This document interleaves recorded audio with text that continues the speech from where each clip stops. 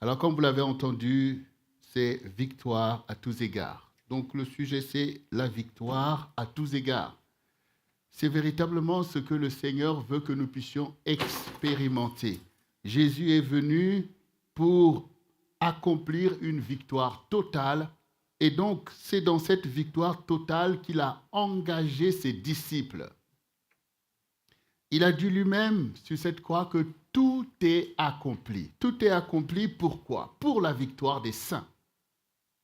Tout est accompli pour renverser le royaume de Satan. Donc le Seigneur, effectivement, veut une victoire à tous égards dans ta vie.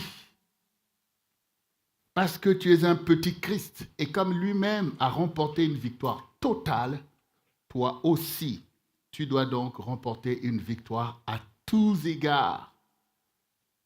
Alors nous allons, avec la grâce de Dieu, explorer ce thème pour nous mettre nous-mêmes en position de l'accomplir parfaitement dans notre quotidien.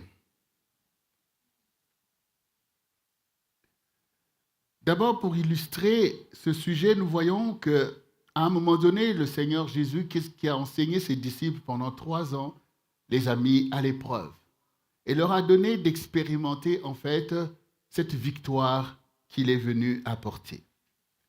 Le Seigneur n'était pas venu comme ceux qui l'ont précédé tout simplement pour emmener une religiosité au milieu du peuple de Dieu.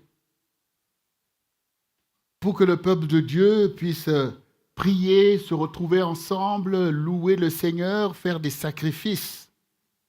Il est venu apporter plus que ça. C'est une victoire totale sur Satan et sur son royaume. Parce que s'il y a besoin de victoire, c'est qu'il s'est passé quelque chose dans le jardin d'Éden, où Dieu avait accompli une œuvre parfaite et a créé l'homme et la femme et les a placés dans ce jardin. Il n'y avait pas besoin de victoire parce qu'ils étaient tout simplement dans la victoire, dans tout ce qui est bon. Et cette victoire, c'est tout simplement l'œuvre de Dieu lui-même qui a fait de grandes choses pour que l'homme vienne sur la terre, pour que l'homme puisse être sur la terre. Donc, de la même manière que nous voyons dans le livre de Job que le Seigneur nous dit que quand il était en train de créer toutes ces choses, que les fils de Dieu étaient en train d'acclamer. Donc, on voit, c'est la gloire de Dieu. Et nous-mêmes sommes là pour pouvoir glorifier le Seigneur pour ce qu'il a fait. Or, l'homme s'est retrouvé dans une défaite. Et donc, dans le besoin maintenant de relèvement, dans le besoin de se battre. Et dans ce jardin d'Éden où Adam et Ève ont donc mangé le fruit défendu, donc ils sont tombés de leur position. Donc ils ont chuté de leur position. Ils sont maintenant dans une position de défaite, dans une position subalterne, où maintenant l'ennemi domine sur eux. C'est comme maintenant, tout d'un coup, vous vous retrouvez loin de votre aspiration à la vie pour être esclave de quelqu'un qui vous a vaincu de telle ou telle manière. Alors, donc, de la même manière que nous connaissons dans l'histoire des peuples qui ont eu besoin de victoire sur le système qui était établi, système d'esclavage et de colonisation.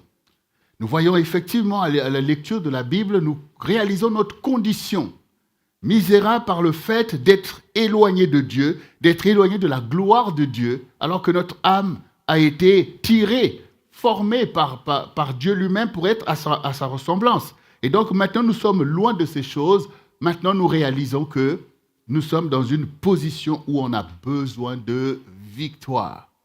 Et d'ailleurs, Dieu d'abord a envoyé des prophètes pour nous faire réaliser notre condition, tout ce qui se passe au milieu de nous. On voit bien que Adam et Ève, chassés du jardin d'Éden, se retrouvent à gérer les situations qu'on gère encore aujourd'hui. Le meurtre, notamment de Abel. Toutes ces choses montrent que, spirituellement parlant, quelque chose ne va pas. Ce n'est plus la vie, ce n'est plus l'amour, ce n'est plus la gloire de Dieu, c'est maintenant la confusion. Donc le Seigneur a envoyé les prophètes pour nous relever, pour nous dire sortez du péché, sortez de toutes ces choses mauvaises. Mais malgré tout ça, les prophètes eux-mêmes ont été tués pour démontrer encore combien la corruption est devenue grande sur la terre, dans la vie des uns et des autres, c'est-à-dire le refus de la vérité. Or, il n'y a que la vérité qui peut nous affranchir. Parce que pour être affranchi, il faut que tu saches où tu es et où est-ce que tu veux aller. Il n'y a que la vérité qui te révèle qui tu es. Tu es un enfant de Dieu, tu es un serviteur, tu es toutes ces choses. Alors tu regardes ta condition, mais regarde comment je marche, ça n'a rien à voir avec ce qui est dit. Mais oui, sauf qu'on te dit la vérité. Alors la première des choses, c'est d'abord de réaliser ta condition et aussi de réaliser qui tu es en réalité. À partir de là, tu fais ton choix. Est-ce que tu veux être ce que tu es en réalité? Donc il faut maintenant vaincre le système qui t'a placé là où tu es. Le système qui veut te maintenir dans les choses viles qui sont arrivées dans ta vie. Donc à ce moment-là, tu commences maintenant à te dire, je ne veux pas rester dans cette corruption, mais je veux être qui je suis en réalité. Et à ce moment-là, toi, tu as besoin de la victoire. Et c'est à cause de toi que Jésus est venu. À cause de toi qui veux ressembler à Dieu. À cause de toi qui veux reconquérir ta destinée. À cause de toi qui veux revêtir ton identité initiale que Jésus est venu. Parce qu'on ne peut secourir que des gens qui veulent être secourus. Pas des gens qui acceptent en fait la corruption, qui acceptent de servir leurs ennemis en fait. Donc c'est pour toi que le Seigneur est venu à la suite des prophètes pour pouvoir te donner une victoire totale sur l'ennemi de ton âme.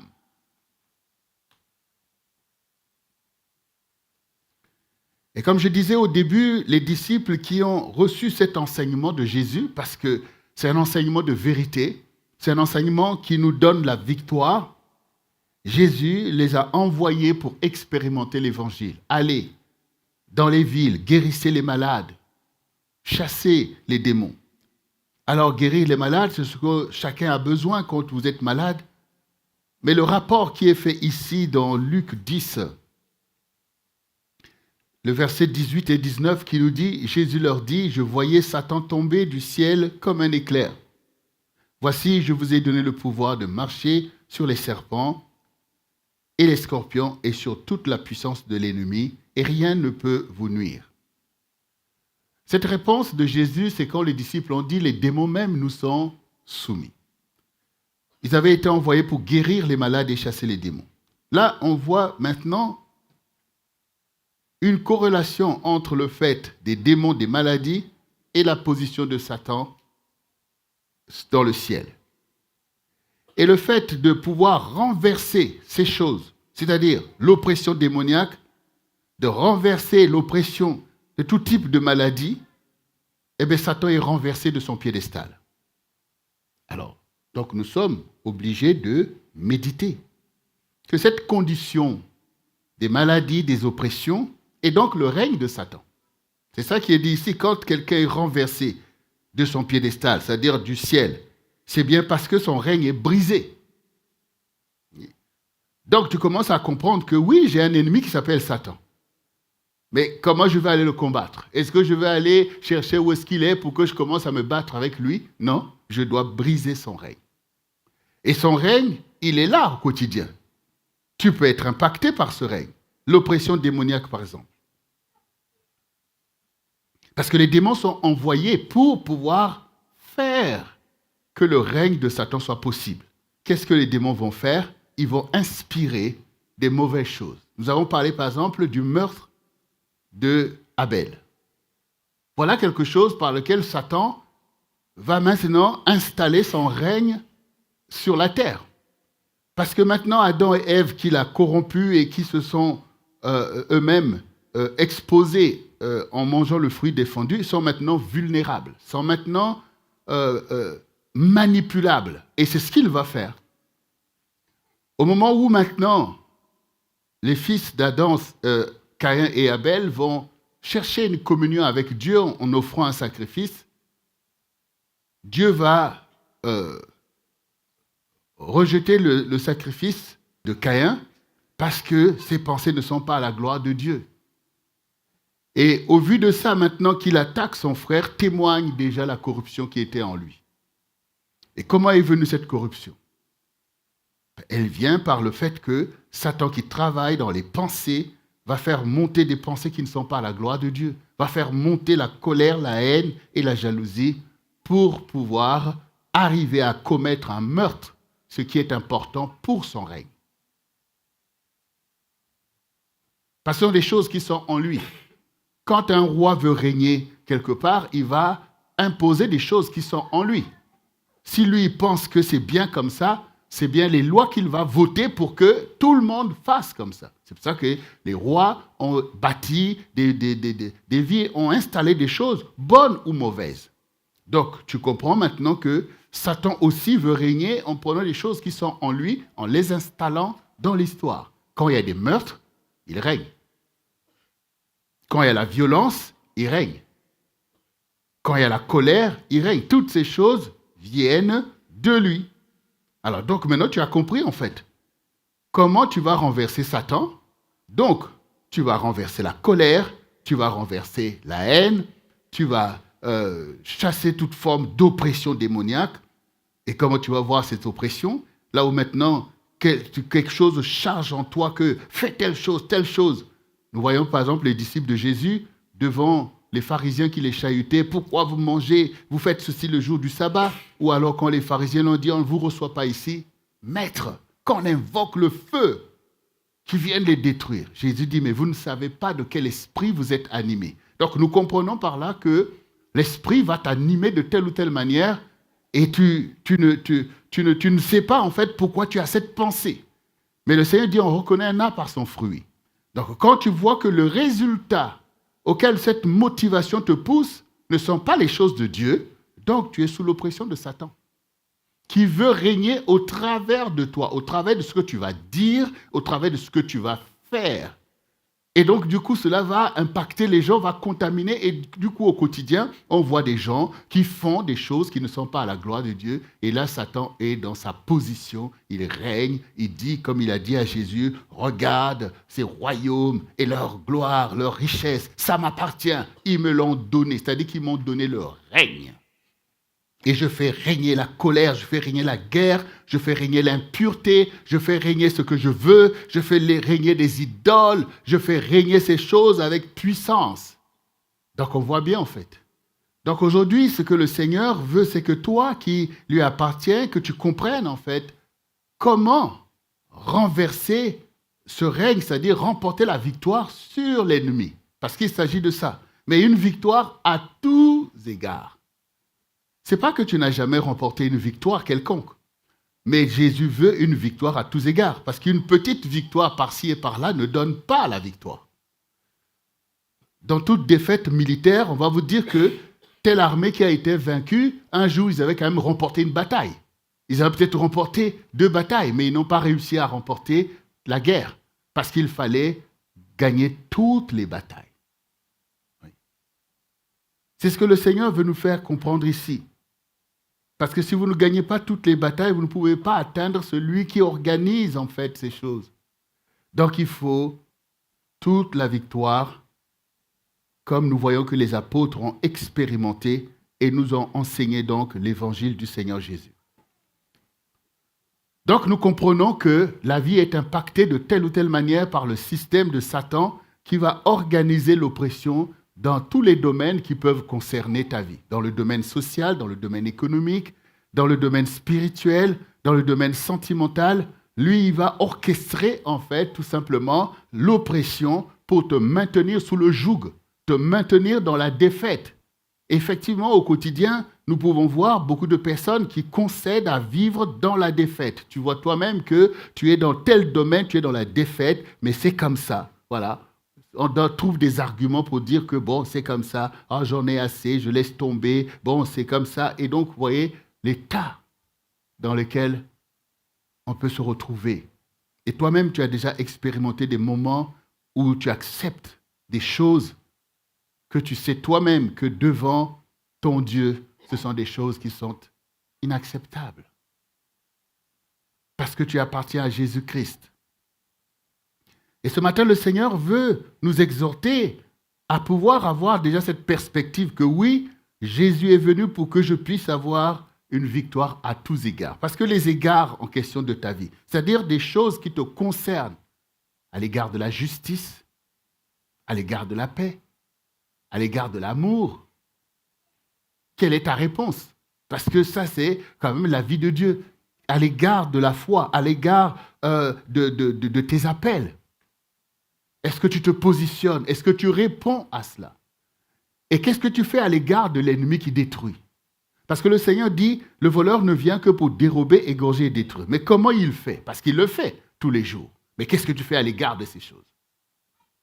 À l'égard du pillage dont tu es victime, à l'égard du pillage dont tu es victime, ta propre famille, et à l'égard du pillage dont tu es victime, le peuple de Dieu, qu'est-ce que toi tu fais? Quelle est ta réponse par rapport à ça? Parce que ne pas se positionner vis-à-vis de ces choses que Dieu voit, c'est une position que Dieu ne peut pas accepter. Nous nous souvenons que quand le Seigneur Jésus a demandé à ses disciples, qui dit-on que je suis? Ils ont dit, tu es un prophète, l'un des prophètes, et dit, vous, qu'est-ce que vous dites? Tu es le Christ, le Fils du Dieu vivant. Et le Seigneur dit, à Pierre notamment, tu es Pierre, et sur cette pierre, je bâtirai mon église, et les portes du séjour des morts ne prévaudront point contre elle. Dire cette parole veut dire que quelque part, les portes du séjour des morts avaient prévalu sur l'ancienne alliance. Ben oui, on ne peut pas douter de ça. Nous qui connaissons qui est Jésus, et beaucoup des Juifs le savent aussi, le connaissent aussi, puisque Nicodème lui-même, qui est venu voir Jésus la nuit, dit, Maître, nous savons que tu es un docteur qui vient de Dieu. Quelque part, c'est que nous refusons d'admettre que tu es le Christ. Mais il dit lui-même que nul ne peut faire ce que tu fais si Dieu n'est pas avec lui. Donc on voit bien qu'il y a l'évidence, il y a la réalité, mais il y a la corruption, des choses encore sur lesquelles Satan tire les ficelles. Et toutes ces personnes se sont retrouvées même à se réjouir de la mort, en fait, du juste. Donc cela montre combien l'ennemi, et que je le dis souvent, c'est un esprit religieux, peut s'immiscer dans la vie des religieux et produire des choses inacceptables, des meurtres et toutes ces choses. Croyons ainsi rendre un culte à Dieu par le fanatisme. Et tout ça, c'est le manque de vérité. Donc le Seigneur dit, en ce qui concerne son Église, les portes du séjour des morts ne peuvent prévaloir. Ça veut dire que Satan, dans ses manigances, ne peut pas venir à bout de l'Église pour manipuler, pour qu'on se retrouve à perdre le royaume, comme on a vu dans l'Ancien Testament. Mais tout ça pourquoi? Mais parce que nous acceptons en fait le fondement de la vérité. La vérité, c'est quand tu reconnais que non, là, c'est pas bon. Là, je ne suis pas dans une bonne position. Parce que ce n'est pas conforme à ce qui est écrit par rapport à la dispensation. Donc, cette position fait que celui qui veut te conquérir ne peut pas te dire que je l'ai conquis. Parce que du coup, toi, tu résistes, parce que tu reconnais que tu es en temps de faiblesse, que tu as besoin de telle ou telle chose. Dès lors que tu aspires à la vérité, le Seigneur est toujours dans ta ligne de mire, dans ta perspective, puisqu'il est la vérité. Et donc, lui n'a pas peur de pouvoir venir te secourir et briser tout le système de l'ennemi. Mais quand maintenant tu fais une distorsion par rapport à la vérité, pour concéder tes forfaits, au lieu de pouvoir crier au Seigneur pour être délivré, puisqu'il a dit lui-même, je serai avec vous jusqu'à la fin du monde. Il y a un reniement de la foi. Et là, ça devient grave. Non seulement que tu vas te laisser encore manipuler, mais Satan, ce n'est pas seulement qu'il te manipule, il va t'utiliser pour attaquer les autres. Et pour produire le mal qui est son règne sur la terre. Donc pour nous, nous voulons la victoire et nous sommes dans la victoire. Et être dans cette victoire, c'est d'être dans le fait de se battre. Et quand on est en train de combattre, il y a beaucoup de situations qui peuvent se passer. Tu peux être blessé, tu peux faire telle ou telle chose, mais tu es formé pour vaincre. Ce qui importe, c'est de vaincre. Voilà. C'est ça quand même la victoire. Et dans la Bible, nous avons le témoignage des personnes qui ont expérimenté une victoire à tous égards, notamment David. Mais regardez le parcours de David.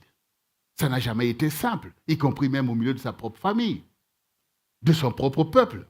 Il a été pris à partie dans tous les domaines, mais dans tous les domaines, il a expérimenté une victoire à tous égards.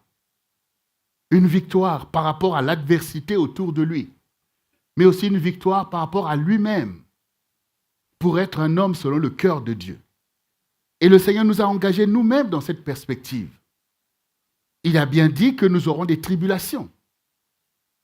Il a bien dit que les gens se lèveront pour nous battre de verge et même que certains seront tués et leurs ennemis croyant rendre un culte à Dieu. Mais il nous dit aussi de pouvoir savoir qu'il a vaincu le monde, d'avoir bon courage en fait. Quand le Seigneur disait même à Josué, « Aie seulement bon courage », quand on te dit « Aie seulement bon courage », et c'est ce que Jésus nous a dit à nous aussi, puisqu'il nous dit « Voici, vous allez souffrir telle ou telle chose ». Le bon courage va faire que nous soyons toujours dans la victoire, parce que nous allons toujours combattre pour y arriver. Si nous sommes à la queue, Jésus dit « Vous serez la tête ». Donc, notre consécration, notre vie, c'est de passer de la queue à la tête, avec les épreuves qui vont avec. Donc nous sommes victorieux. David est déjà victorieux. Quand même il est en train d'échapper à Saül, qu'il dort dans des grottes, il est déjà victorieux. Parce qu'il ne se dit pas, bon, Saül, vraiment Dieu m'a donné l'onction, mais je renonce, ne me fais pas du mal, et tout ça. Non. Lui, il sait que ce que Dieu a fait, il est capable de l'accomplir. Mais pour que Dieu puisse accomplir ce qu'il a dit sur ma vie, il faut que je reste debout. Il faut que je reste debout. Il faut que je puisse croire dans ce qu'il a dit. Je ne sais pas comment il va faire, mais je sais qu'il est Dieu. C'est cette position, en fait. Et donc, pour nous, cette semaine, nous allons accepter une victoire à tous égards. Je ne veux pas dire que j'ai vaincu Satan dans tel domaine, dans tel autre, bon, on laisse comme ça. Non. Une victoire à tous égards. Et la clé est la même, celle qu'on a toujours vue, c'est la foi. C'est la foi, en fait. Si vous êtes incrédule sur toutes ces choses que nous avons vues à l'égard de la justice, de la paix, de la bénédiction, si vous êtes défaitiste parce que vous êtes incrédule, vous ne croyez pas que c'est possible, tellement c'est dur, tellement ceci, quand vous perdez cela, vous avez perdu la victoire. Vous avez perdu. Vous avez perdu. Nous connaissons tous Hébreux 11, 1. Or, la foi est une ferme assurance des choses qu'on espère. Donc, il faut espérer cette victoire. Voilà. Il faut espérer que ça, c'est ma victoire. C'est là que Christ en moi va accomplir l'espérance de la gloire. Donc, il faut garder cette connaissance. Mon peuple périt faute de connaissance. Tu ne connais pas qui tu es. Tu ne connais pas ce que Dieu a placé devant toi. Tu ne connais pas la victoire qu'il va expérimenter. Tu ne connais pas ces choses. Tu passes encore ton temps à croire que Satan est plus fort que toi, Satan est ceci et cela. Ce n'est pas ce que le Seigneur dit. Je vous ai donné le pouvoir de marcher sur les serpents, sur les scorpions. Les serpents, les scorpions, c'est bien ces choses-là que tu redoutes. Peut-être les sorciers, peut-être les gens que tu rencontres, des esprits humains. Et ils ont un venin, ils ont des choses qui te menacent. Mais le Seigneur te dit, marche dessus. C'est-à-dire, par ta foi, tu te vois, leurs trucs, tu les vois sous tes pieds, en fait. C'est ça la foi. La foi, c'est que celui qui m'a appelé est fidèle, que Jésus est avec moi. Et d'ailleurs, le fait pour toi de savoir que le Seigneur t'a formé et qu'il a des projets, c'est à toi de réaliser qu'il n'a pas formé pour que ces gens-là viennent marcher sur moi ou m'empêchent, parce qu'il y a une destinée à ta vie. Tu dois garder les yeux sur cette destinée. Jésus m'a appelé pour faire telle chose, comme le Seigneur lui-même le montre. Les gens le menaçaient, mais il dit, il faut que je marche encore aujourd'hui et le jour d'après. Et il sait que quand les choses sont arrivées maintenant, nous allons monter à Jérusalem et le Fils de l'homme sera livré entre les mains des pécheurs qui vont se moquer de lui, le flageller et le crucifier. Donc il sait les choses. Il sait les choses. Mais toi, tu sais quoi en fait? Tu sais quoi sur ta vie? Quelle est la suite? Quelle est la destination de tes pas? Qu'est-ce que Dieu a dit de toi? Parce que c'est ça la foi qu'il faut garder.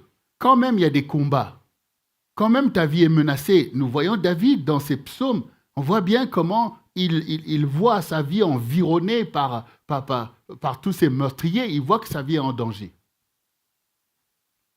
Mais il se souvient aussi que Dieu m'a donné l'onction pour régner sur Israël. David n'a pas douté, en fait, qu'il va régner sur Israël. Et à cause de ça, Dieu lui démontre que tu as raison. Mais toi aussi, selon les prophéties qui ont été dites sur toi, est-ce que tu gardes la foi, en fait? Oui. Garder la foi, c'est de savoir que je vais traverser cette épreuve. C'est de savoir, comme a dit David à Goliath, que je vais te couper la tête. Je vais le faire. Pourquoi? Parce que toi, tu insultes le Seigneur.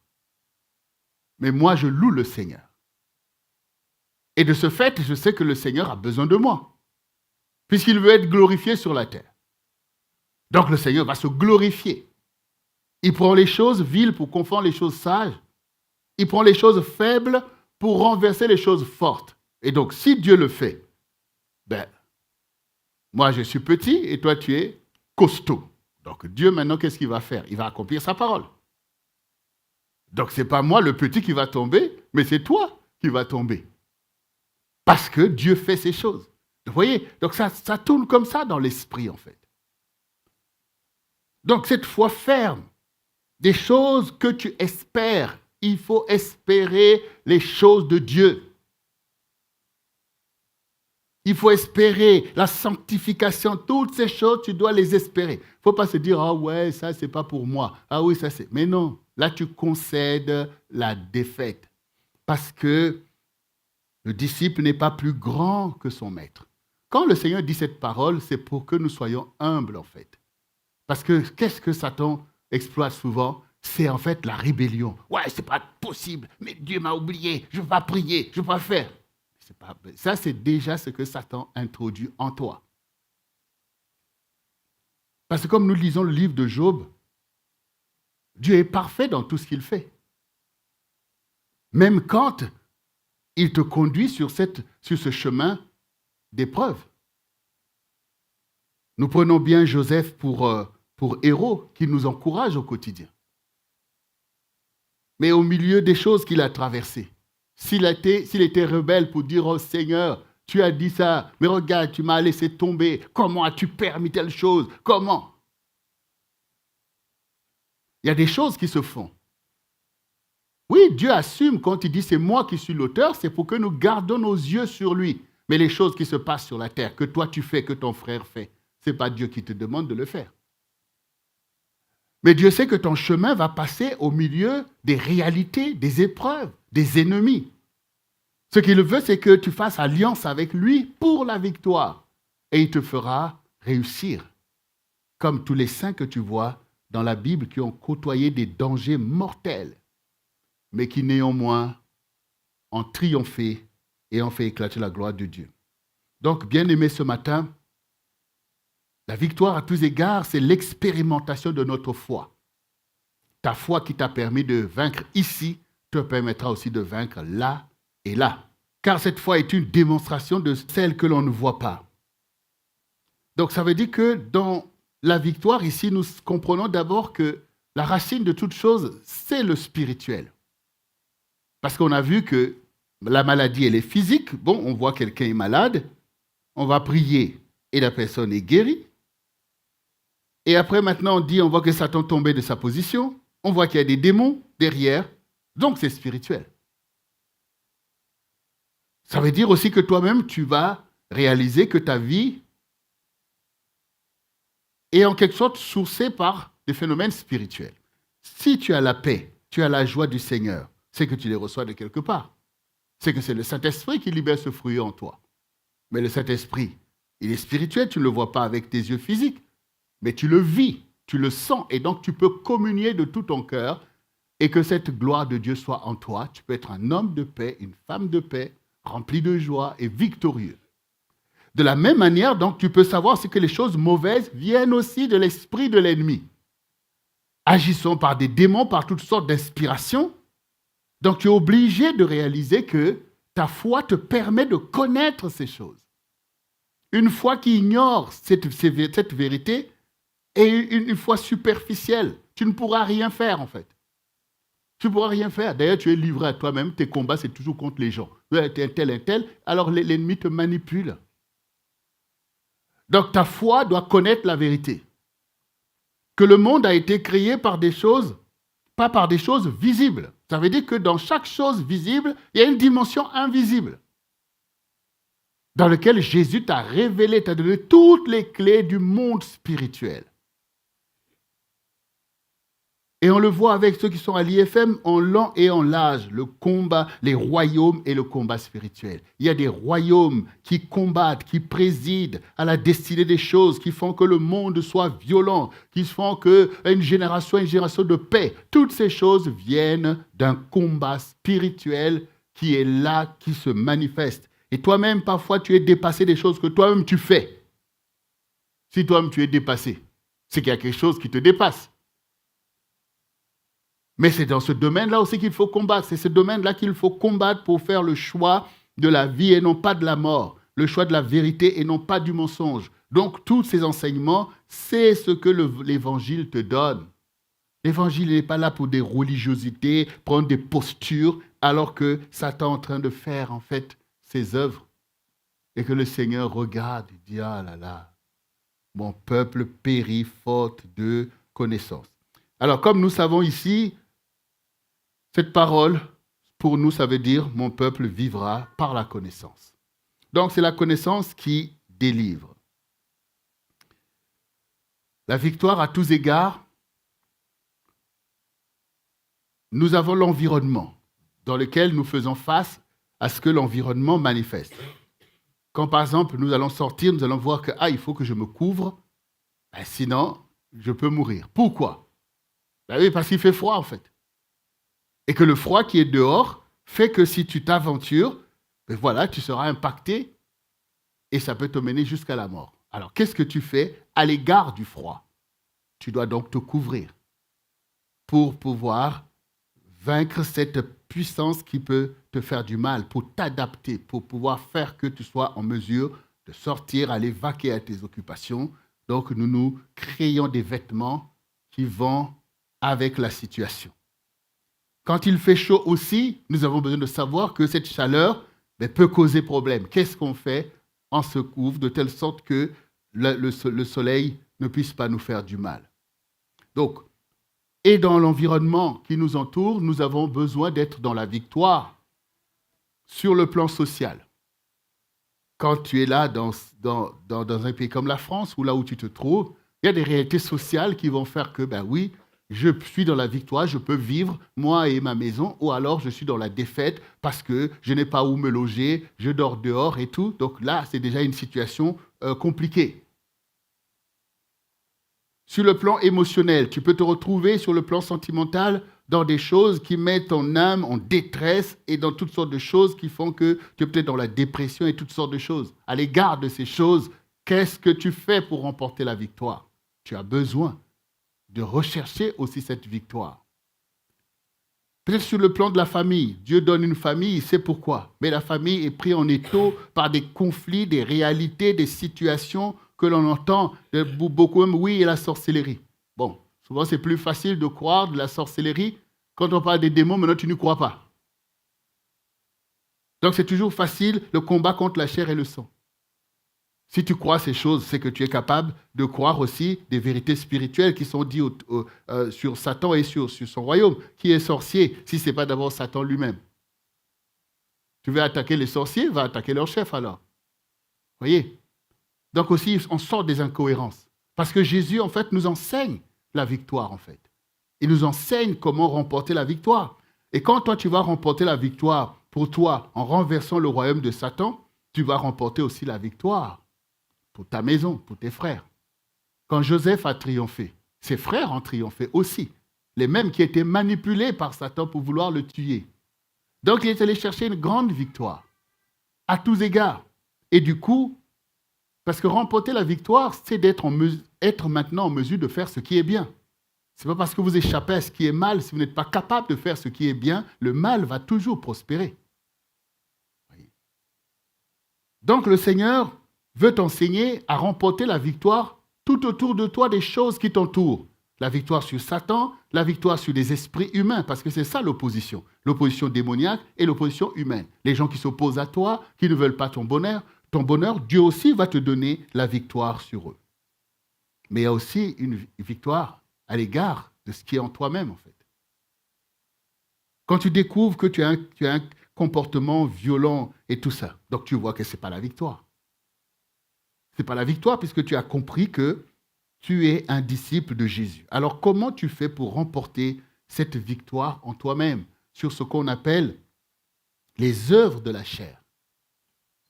Ça veut dire que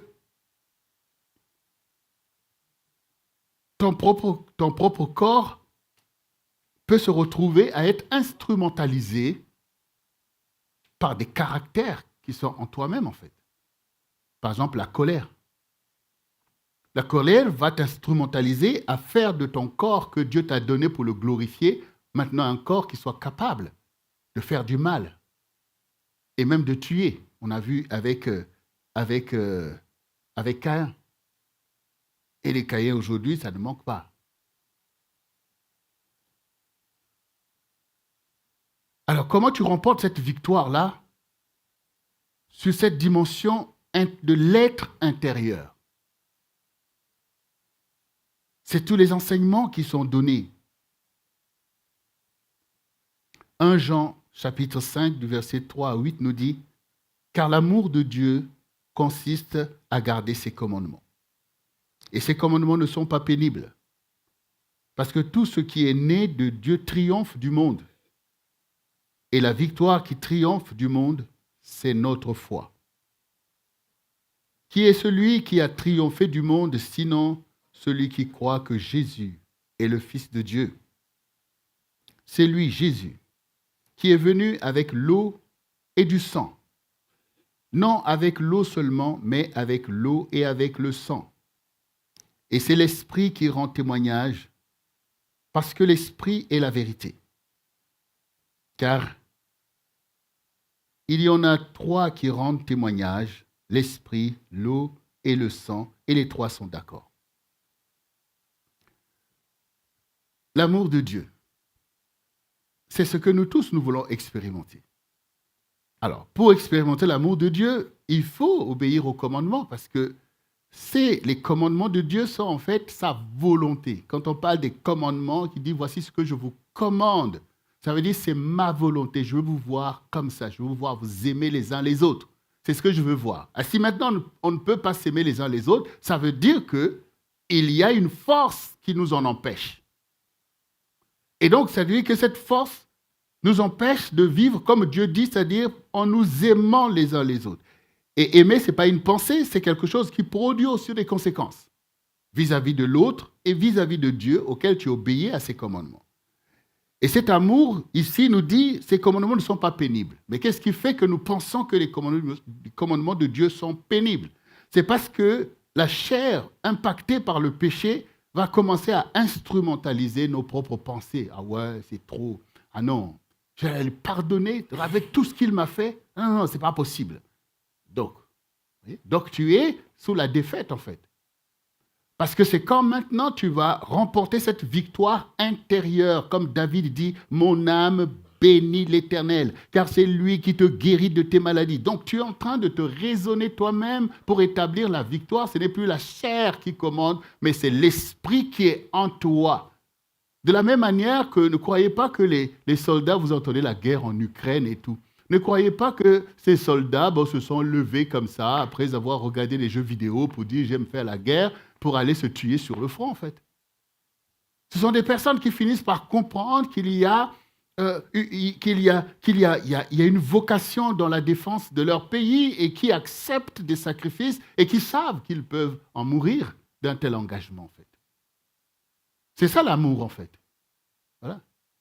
C'est ce qu'on appelle pour eux un amour patriotique, c'est-à-dire qu'on ne va pas laisser la patrie de telle ou telle manière, mais on va se battre pour pouvoir garder la liberté et toutes ces choses. Donc, ils engagent leur vie. Quand il nous est dit ici que l'amour de Dieu consiste à garder ses commandements, c'est que la loi de Dieu, la doctrine que le Seigneur nous enseigne doit être perçue par nous, en fait, tout simplement comme une vocation pour nos vies, en fait. On n'est pas là pour trouver que c'est pénible, parce que nous sommes engagés, l'amour est fort, comme la mort dit le Seigneur. Mais ça, il faut la foi pour pouvoir engager ton amour à cette dimension. Il y a bien beaucoup de choses que l'ennemi peut faire pour affaiblir dans ta mentalité, pour dire « Ah non, ça, non, ça, je ne veux pas. Et du coup, l'ennemi il continue, en fait, à déployer son règne, malgré tes bonnes intentions. Donc ta foi doit être une foi victorieuse qui a vaincu le monde. Il faut triompher du monde. Le monde, c'est l'esprit du monde, c'est-à-dire les choses que le diable emmène dans le monde pour que les gens concèdent le péché, pour qu'il y ait inimitié, pour qu'il puisse manifester en fait comme un rejet de la volonté de Dieu et que l'homme veut maintenant faire prévaloir sa propre volonté contre la volonté de Dieu, ce qui est la volonté de Satan.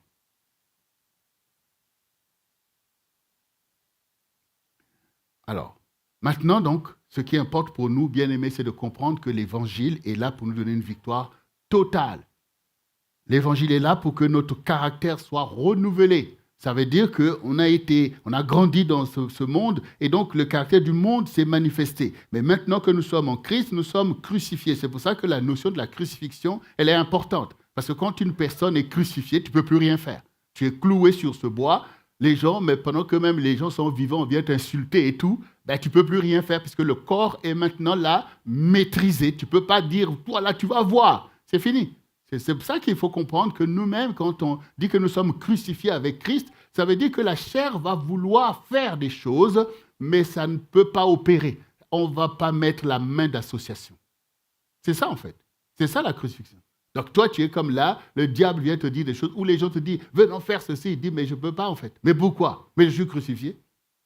Mais comment ça tu es crucifié? Mais oui, je suis crucifié, donc je ne peux pas faire, je ne peux rien faire. C'est pour ça que les gens venaient se moquer de Jésus en disant, ben oui, tu es soi-disant ceci, ben descends maintenant de là. Oui, c'est parce que la personne qui est crucifiée est mise à mort en fait. Mais spirituellement parlant, en fait, toutes ces choses, selon la mentalité, ça peut être redoutable d'y penser, mais spirituellement, c'est la victoire. Puisque Satan ne peut plus t'instrumentaliser. Oui? Satan ne peut plus t'emmener dans les choses que lui veut faire.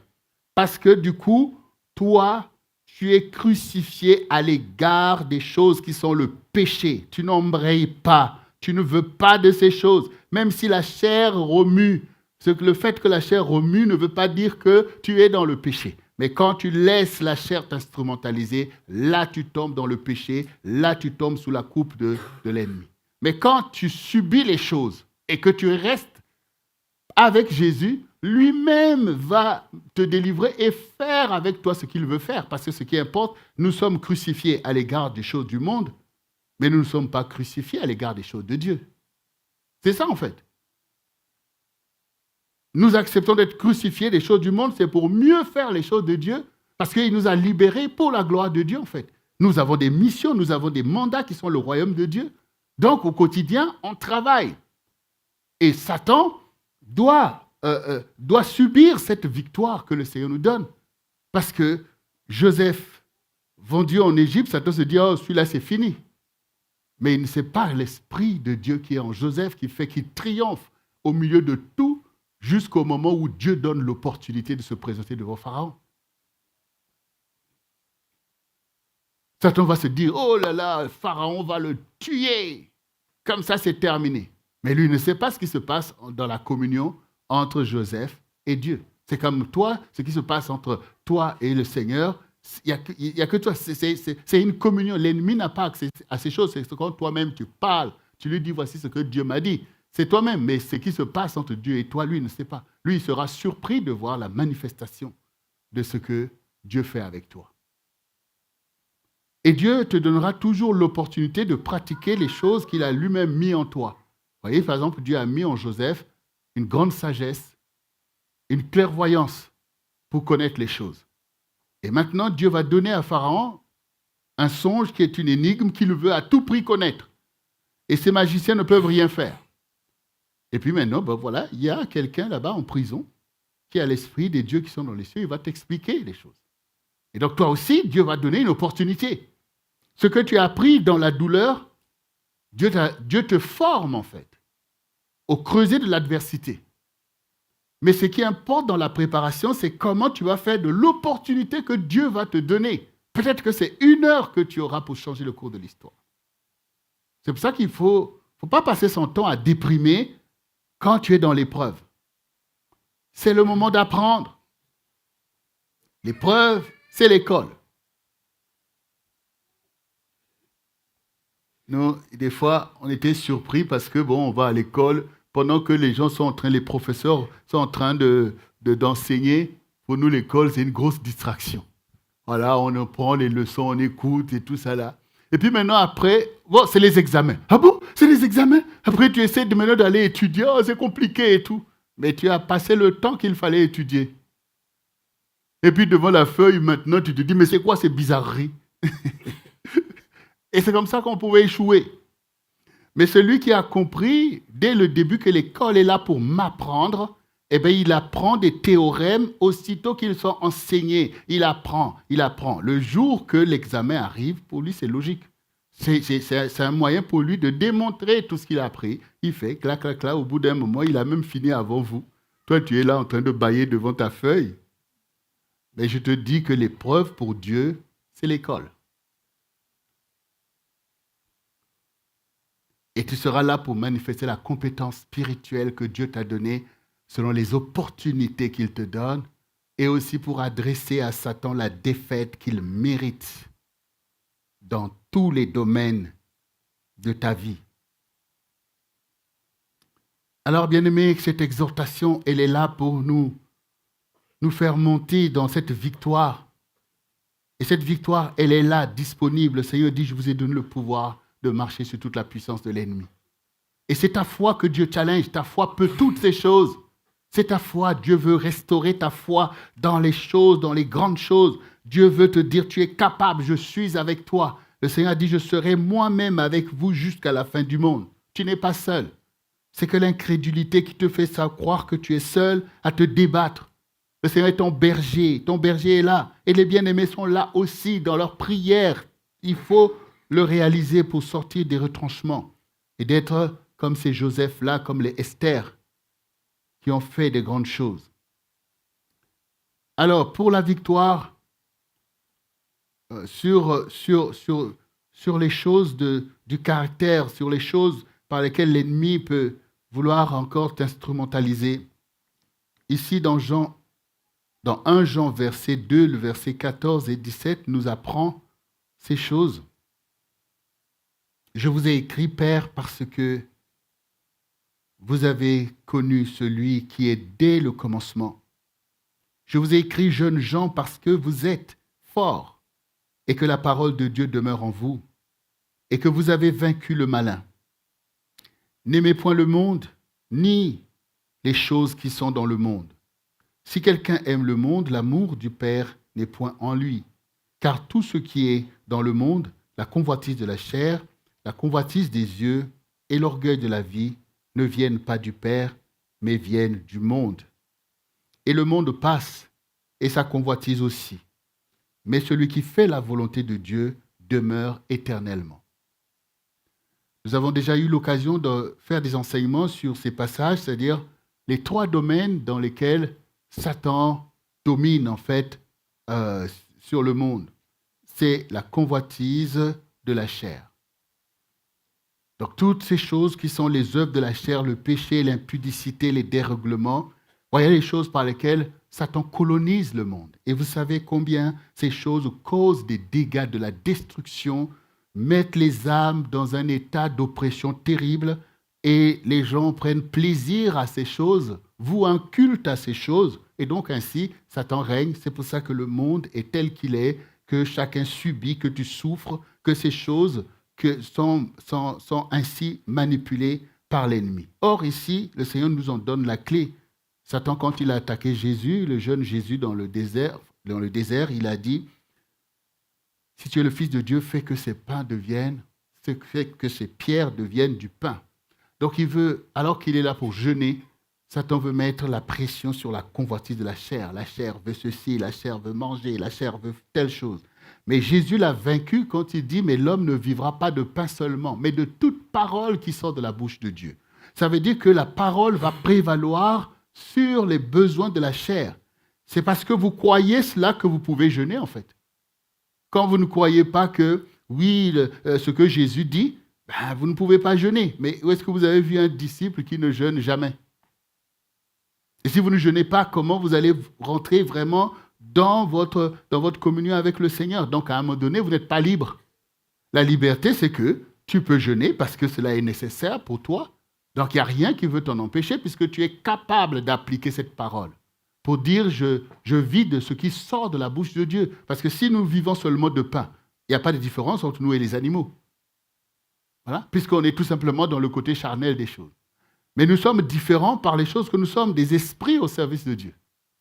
Donc le Seigneur lui-même a été emmené à faire ces jeûnes, Moïse avant lui, et nous-mêmes aussi. Cela montre notre liberté de communier, de remporter la victoire sur l'ennemi, en fait, qui veut assujettir les hommes sous l'oppression du manger, du vêtir et du logement, que ce soit leur inquiétude. Et nous voyons tout ce qui se passe dans le monde à ce sujet-là, en fait.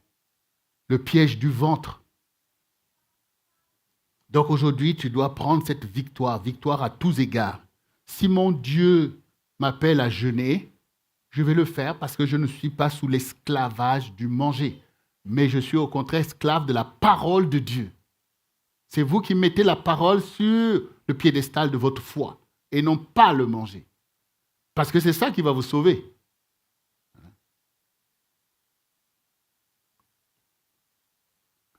Et donc, ce n'est pas la chair. La chair, ce sont les convoitises de l'âme, en fait, qu'il veut manifester dans la chair. Mais vous, pour vous, votre corps, c'est un vase d'honneur. C'est un instrument pour faire la volonté de Dieu. Et non pas quelque chose que Satan peut manipuler à faire des choses qui ne sont pas à la gloire de Dieu. Donc, vous devez avoir cette foi-là, que mon corps est un vase d'honneur. Et donc, la chair doit se taire. Et même si elle se manifeste, je n'obéis pas à cela parce que j'obéis à l'Esprit du Seigneur qui a été envoyé pour me conduire dans toute la vérité. Ça veut dire la chair te conduit dans les mensonges du diable. Te faire croire que tu ne peux pas ne pas faire ceci. Ah oui, ceci, là, telle chose. Voilà, ce sont des mensonges. L'Esprit me conduit dans toute la vérité. Si l'Esprit me dit de jeûner, je jeûne. Si l'Esprit me dit réjouis-toi, je me réjouis. Voilà. Ça, c'est donc une victoire majeure sur Satan. Ce sont des catégories. Dans la convoitise de la chair, il y a tout. Tout ce que vous savez, l'impudicité, les dérèglements, les colères, les animosités. Vous voyez, tout d'un coup, tu ne supportes plus ceci, tu veux voir personne et tout. Ce sont des animosités, en fait. Hier, on est allé dormir, tu étais content. Le matin, tu te réveilles.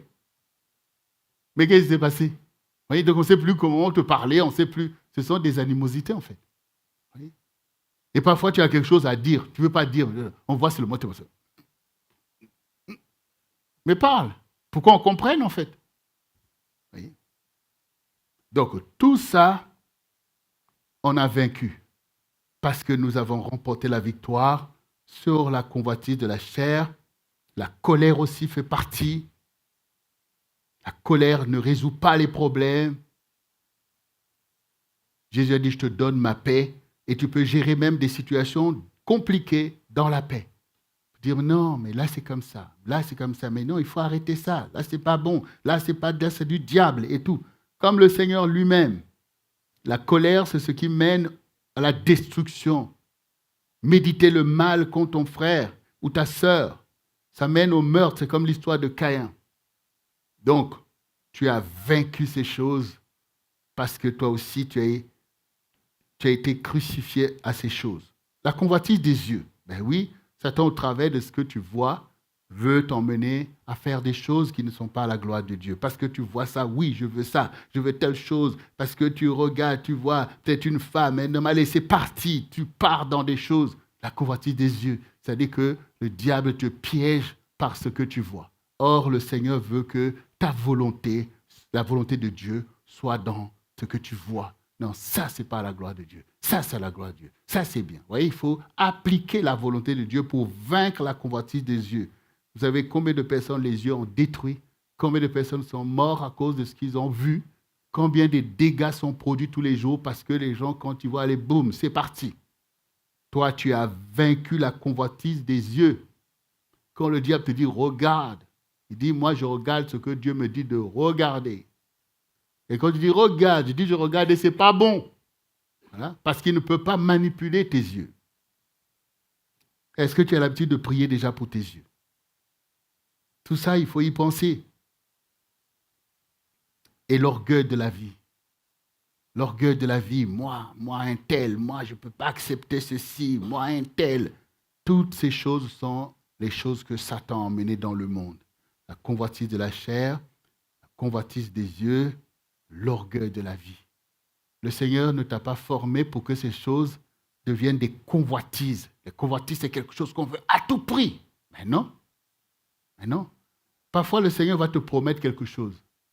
Mais c'est lui qui fait toutes choses belles en son temps.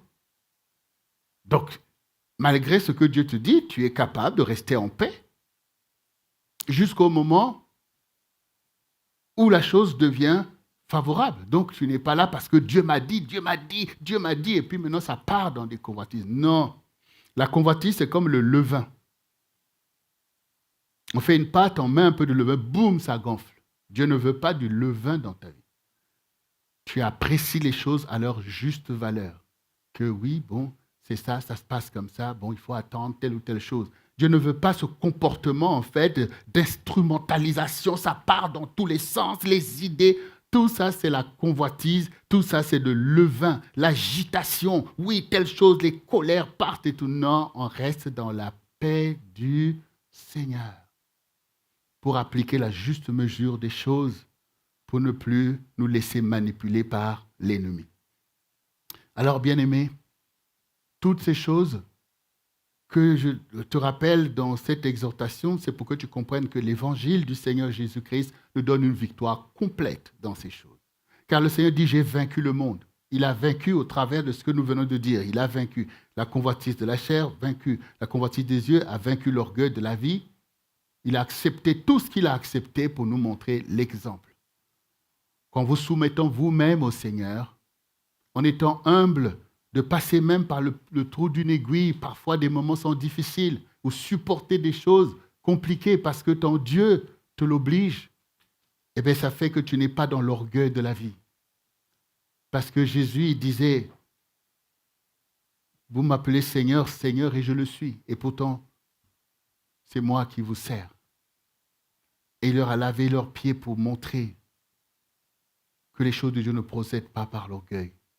Le Seigneur dit, celui qui s'abaisse sera élevé. Tout ça, c'est pour nous délivrer de la séduction de l'ennemi que Dieu nous enseigne ces choses. Parce que Satan, il vient te dire, ouais, toi, comment tu ne peux pas accepter ça? Mais toi, tu es ceci, tu es cela, tout ça. Et vous verrez toujours dans l'action, dans l'influence de l'ennemi, dans l'inspiration de l'ennemi, une affabulation, une instrumentalisation. Ça doit se faire comme ça, alors que Dieu, quand il te parle dans la paix. Et il y a l'esprit de paix qui accompagne. Tu sais que Dieu t'a dit telle chose, t'a donné telle victoire, mais il n'est pas en train de mousser maintenant. Et puis tu avances, comme Joseph, comme David. Petit à petit, boum, les choses se font. Tu reconnais à cela l'esprit de Dieu. Mais tu reconnaîtras aussi que Satan, quand il te pousse à faire des choses, il met une pression. Tu dois le faire là, maintenant, c'est ça. Donc, alors que Dieu dit de sonder les esprits. Donc, il ne peut pas ne pas te donner le temps de discerner.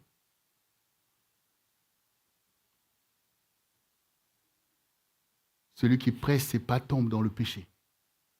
Il y a des choses, maintenant tu reçois une urgence, c'est là. D'où vient cette urgence? La victoire à tous égards. Nous devons vaincre Satan à tous égards pour pouvoir avancer dans les promesses de Dieu. Dans la maison, dans beaucoup de choses, nous avons besoin de vaincre. Alors, bien-aimé, aujourd'hui, ce que le Seigneur veut que cette semaine, tu puisses méditer cette victoire à tous égards, parce que tu as besoin d'avoir la victoire à tous égards. Dans tel domaine, tel domaine, tel domaine. La victoire pour tes enfants, la victoire pour le CRC. On a besoin, il y a beaucoup de choses qui sont le ministère. On doit vaincre ici et là. On doit avoir cette vision 360 degrés. Pour des choses à faire. La victoire à tous égards est possible. Alors ne vous dites pas que, ah ouais, mais c'est compliqué, il faut vaincre ici, il faut vaincre là, il faut vaincre là, eh bien c'est compliqué, il y a beaucoup de choses et tout. Mais en fait, non, non. La victoire, c'est la même. Si tu es victorieux, il faut que tu gardes la victoire dans tout ce que tu fais face, c'est tout. C'est pas la quantité, c'est la qualité qu'il faut comprendre. Quand Jésus est victorieux, il est victorieux dans tous les domaines. Ce que Jésus veut nous apprendre, c'est que si tu as vaincu ici, tu peux vaincre aussi ici. Tu peux vaincre aussi ici. Oui. Dieu, il te conduit. Il n'est pas en train de faire que tout d'un coup, tes ennemis viennent de partout, mais il sait que tu as vaincu Goliath, tu peux vaincre aussi un tel, tu peux vaincre tous les jours, tu gardes ta victoire. Tous les jours, tu veux la victoire. Vous voyez, c'est comme ça, tout simplement. Donc, je veux la victoire à tous égards. Dieu le veut pour chacun d'entre nous. Et nous allons rentrer dans cette victoire à tous égards. C'est comme ça que tu vas prier. Seigneur, je veux la victoire à tous égards. C'est ce que je veux, c'est ce que tu as gagné pour moi. C'est ce que tu me donnes, c'est ce que j'expérimente cette semaine. Là, Seigneur, la victoire. Là aussi, Seigneur, la victoire. Là aussi, Seigneur, la victoire. Là aussi, Seigneur, la victoire. Là, le Seigneur va dire, ah, je vois que tu commences à comprendre. Parce que lui, il est le vainqueur qui est sorti pour vaincre. Là, il va commencer à dire, ah, voilà, tu as compris que si tu gagnes ici et que là, tu ne gagnes pas, boum, cette défaite va venir à agir ici. Mais là, maintenant, tu as compris que tu deviens un soldat. Un soldat, c'est un soldat. Un disciple, c'est un disciple. Le royaume de Dieu, c'est le royaume. C'est notre foi qui s'élargit. C'est notre foi, maintenant même.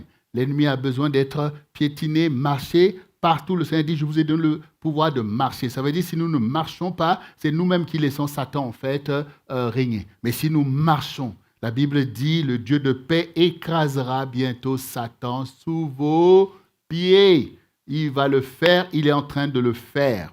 Alors maintenant que tous ceux qui veulent la victoire à tous égards, si vous voulez bien vous mettre debout pour que nous puissions prier le Seigneur, si à la maison tu veux la victoire à tous égards, dans ta maison, dans ton couple, dans ton travail, dans tout ce que tu fais, toi aussi tiens-toi debout, car la victoire appartient au Seigneur. Et le Seigneur, il fait quoi? Il te donne la victoire. Et nous le chantons bien avec notre ami taupe de l'année. Victory belongs to Jesus. Donc, celui qui veut la victoire, il la demande à qui? À Jésus. Et nous allons dire, Seigneur, tu as raison. Cette semaine, nous allons méditer et envisager une victoire à tous égards. Une victoire à tous égards.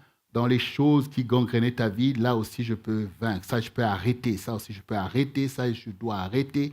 C'est une victoire à tous égards. Et le royaume de Dieu ne fera que prospérer. Le CRC ne fera que prospérer. Et nous sommes dans cette victoire, que le nom du Seigneur soit béni. Alors, bien-aimé, est-ce que tu peux répéter ces quelques paroles après moi? Et sur quoi je veux invoquer le Seigneur en faveur de chacun d'entre nous? Car la victoire à tous égards de chacun d'entre nous, c'est la victoire à tous égards de nous tous. Et le royaume en sera fortifié. Et cette génération connaîtra notre victoire. Alors répète après moi, Seigneur Jésus, je reconnais aujourd'hui que ton évangile donne une victoire totale dans le monde spirituel et dans le monde humain, Seigneur, dans tous les domaines de ma vie, dans le caractère. Tu me donnes la victoire sur les œuvres de la chair, afin que je puisse embrasser les œuvres de la vie, les œuvres de l'esprit, pour me rendre victorieux sur Satan et sur ses œuvres. Seigneur, dans l'environnement, tu me donnes la victoire sur le plan économique, sur le plan social, sur le plan familial. Dans tout ce que je fais, tu me donnes cette victoire. Aujourd'hui, Seigneur, je me positionne. Je veux cette victoire. Je ne veux plus avoir un profil bas devant mon ennemi. Il doit être sous mes pieds, car je l'ai vaincu avec l'esprit du monde.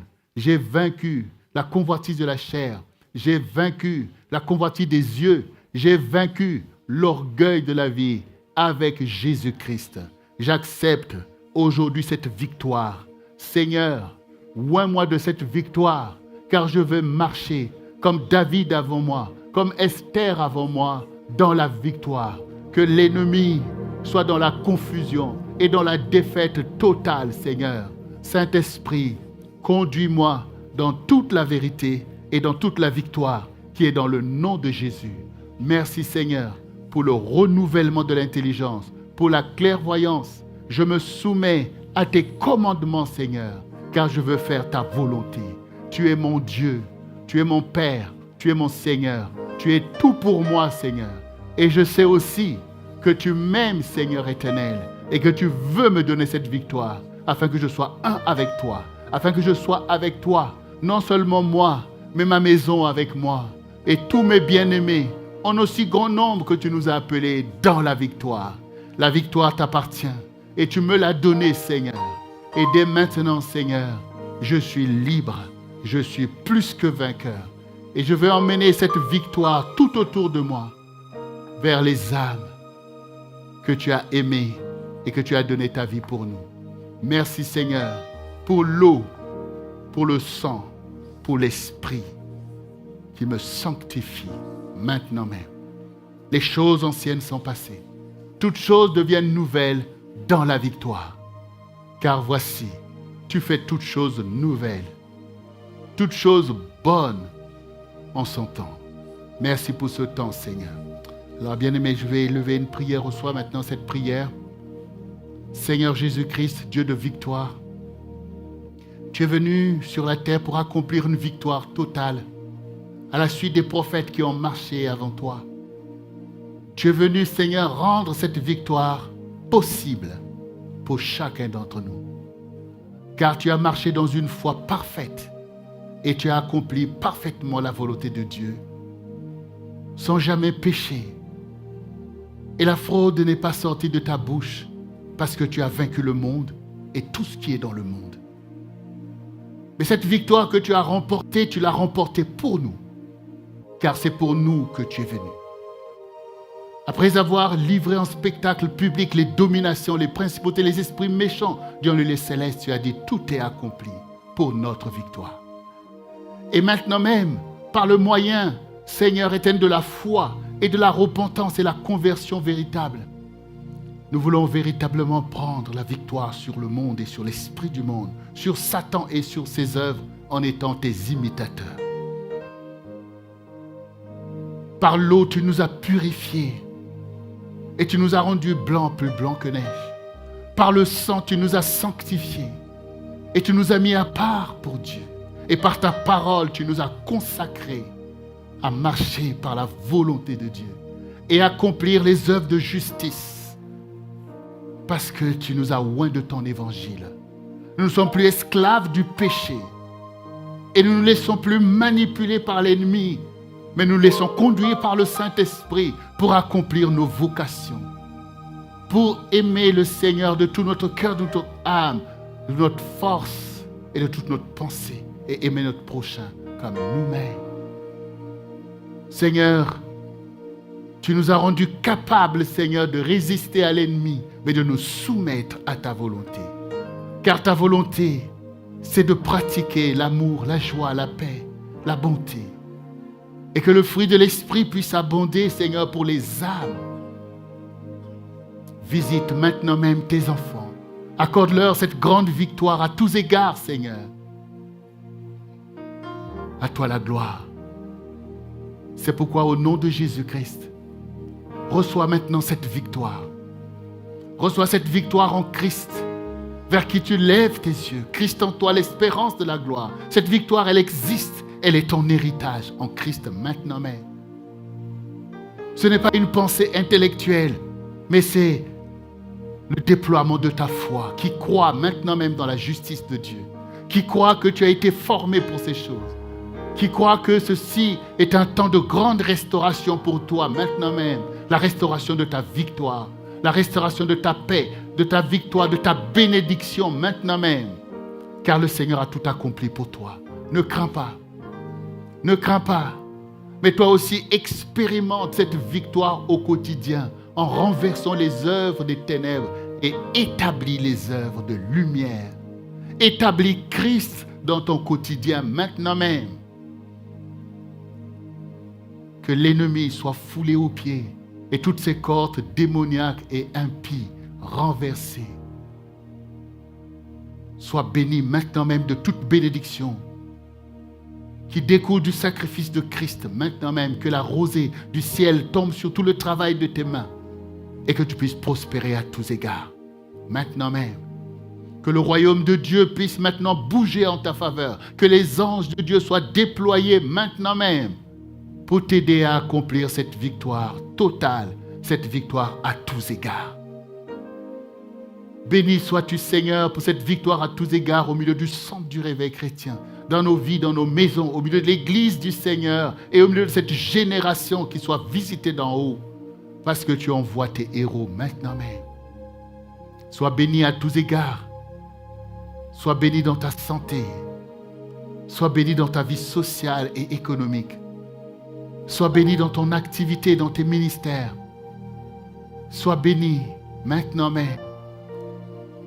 Au nom de Jésus-Christ. Père, nous te bénissons pour cette joie, pour cette paix, pour cette confiance. Je vous donne ma paix, dit le Seigneur. Reçois cette paix maintenant même. Pour ne plus t'inquiéter, pour ne pas t'agiter. Mais que la main de Dieu agisse en ta faveur. Que tu puisses voir ta victoire et que tu puisses voir la rétribution de ton Dieu.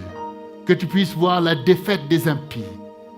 Car toute arme forgée contre toi sera sans effet. Et toute langue qui se lève en justice contre toi, tu la condamneras. Car tel est ton héritage auprès du Seigneur.